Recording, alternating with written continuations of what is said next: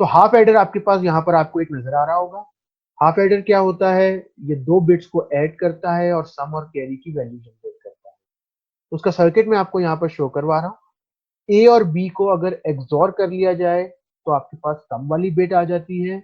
ए और बी को अगर आप एंड कर लें तो इसकी कैरी वाली बिट आ जाती है। इसकी एंटिटी कैसे लिख सकते हैं, हमने लिखा एंटिटी, एक नाम दिया half underscore adder is, port लिखा, ब्रैकेट स्टार्ट हुई, पोर्ट की ब्रैकेट एंड होगी सेमीकोलन के साथ, और एंड हाफ एडर। दो इनपुट्स थी, हम अलग अलग भी डिक्लेयर कर सकते हैं, हमने एक साथ डिक्लेयर किया ए कॉमा बी, दोनों के नाम, कॉलन लिख के इनकी डायरेक्शन, इनपुट टाइप की है और एसटीडी लॉजिक।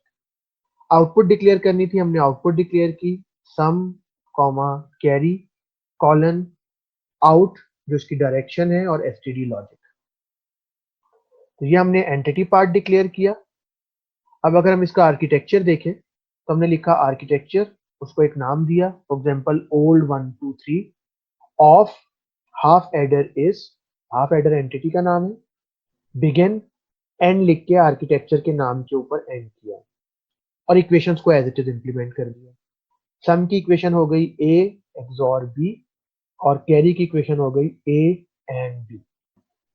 तो यहाँ पर हम लोगों ने देखा कि हम लोगों ने एक हाफ एडर बना लिया जिसकी इनपुट ए और बी है, जिसकी आउटपुट एस और सी है, और हमने इसका आर्किटेक्चर इंप्लीमेंट कर दिया।